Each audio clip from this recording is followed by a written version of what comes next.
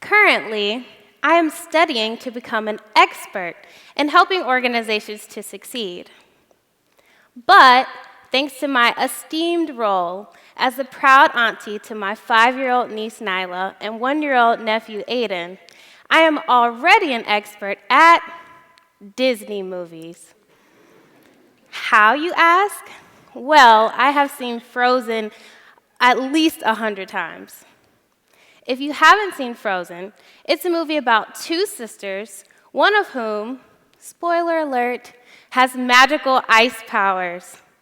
When the older sister, Elsa, goes to become queen, people learn of her magic powers and characterize her as a monster and drive her away from the kingdom. The younger sister, Anna, goes on an adventure to get her sister to realize that she is loved and accepted with or without magic. Nyla loves it. She thinks it is the greatest movie of all time. But all time to her is only 5 years, so what does she know? But you know what? Experts agree with Nyla because they say that Frozen is the first Disney movie to have strong female protagonists that don't depend on a handsome prince to save the day. I, however, completely disagree with this. What about Mulan? Mulan was definitely my favorite hero in the Disney repertoire and came 15 years before Frozen. In the movie, based on the Chinese folktale, Mulan stole her elderly father's armor and pretended to be a man so that she could join the army in his place. She became instrumental in the fight against the Huns and saved all of China.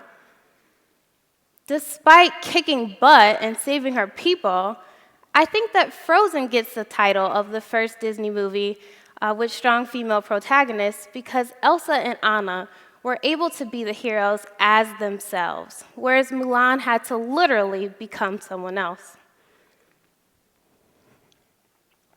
Similarly, we can think that organizations are asking for employees that are more like Elsa and Anna than Mulan. They are saying, bring your whole self to work.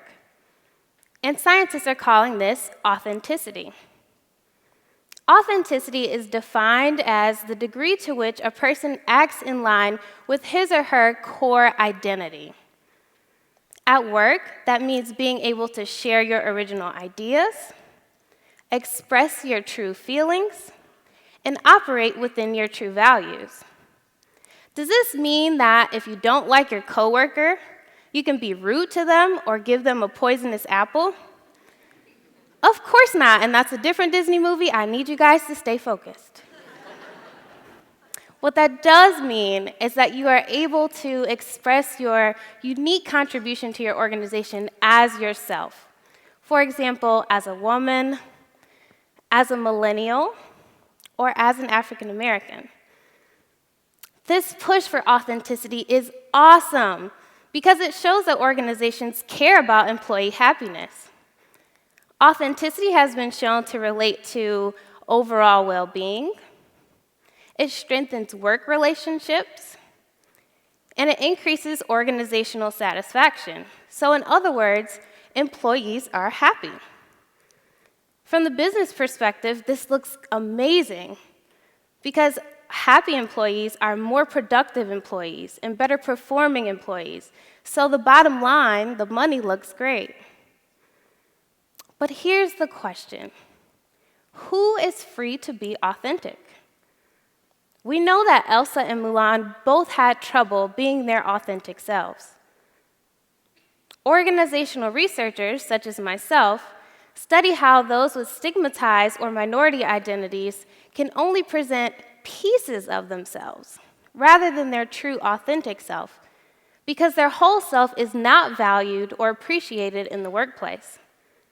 Presenting their whole self may be faced with discrimination, bullying, or possibly even losing their jobs.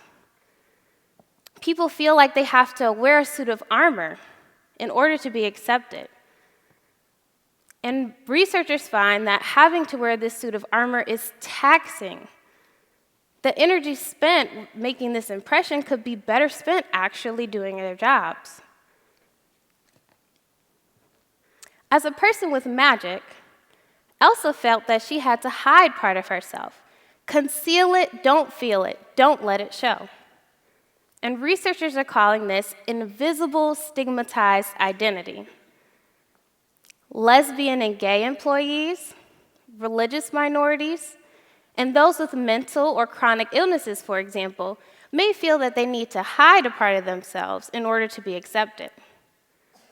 Take the don't ask, don't tell rule of the military. It banned the revealing of sexual identity for lesbian and gay personnel, and it wasn't removed until 2011. This organizational policy literally punished authenticity.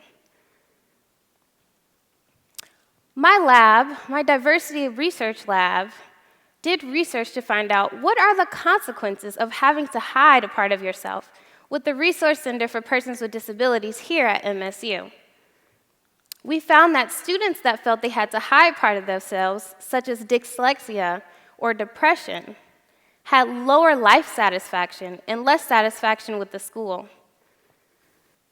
In another research study on religious minorities at work, we learned that those who felt they had to hide that identity had lower satisfaction, lower well-being, and more intentions to quit their jobs. And those who were able to express this identity had exactly the opposite. They had higher well-being and more satisfaction at work. Now, Mulan had a very different issue. Her obvious identity couldn't even get her the job.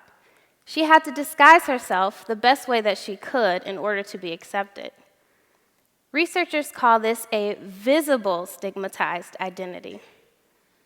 Women, people of color, differently abled people, or even those with accents may feel that they have to hide a part of themselves because of the stereotypes that they face. We found that women and men leaders can have the exact same behavior in the workplace, but they be perceived differently because of gender roles.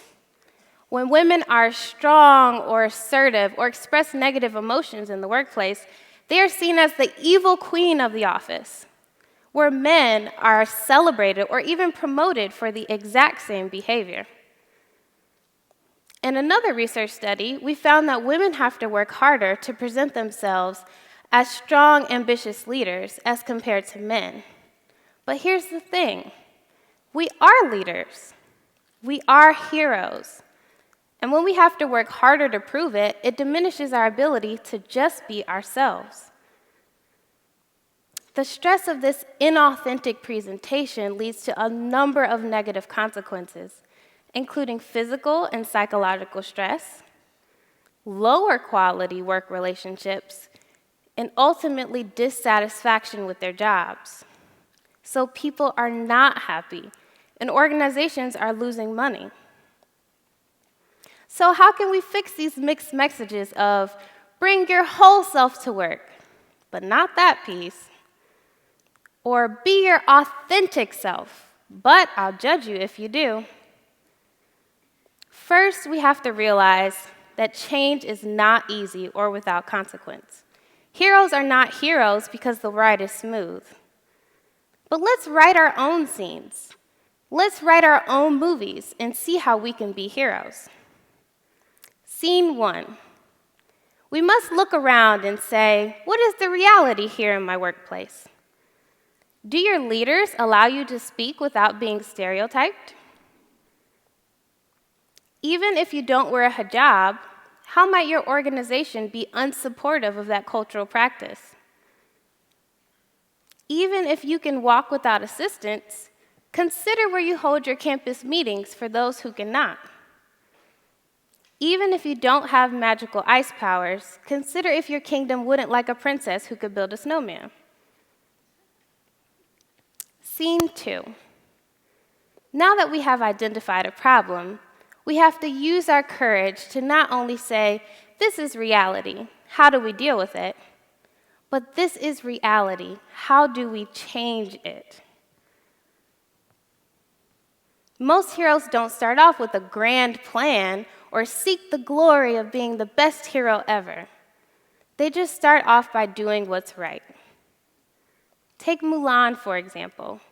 She had no idea she would become such a legend, but she did what she felt in her heart she needed to do in order to protect her family. Scene 3. We must start with those closest to us. Research shows that we have the biggest impact on our family and on our friends. So at the dinner table, when Grandpa makes that homophobic remark, start a conversation. Educate your friend when she makes a racist joke.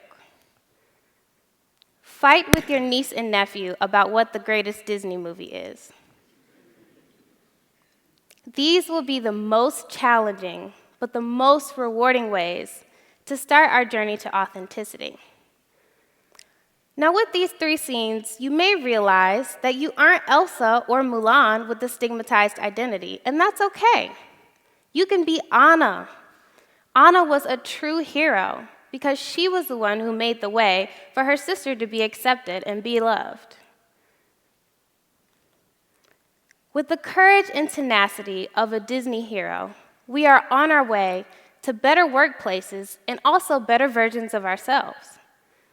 If we allow people to be their authentic self, imagine the beautiful mosaic that we can create together. Whether you are Elsa, or Anna, or Mulan, you can be a hero in your environment just the way you are. Thank you.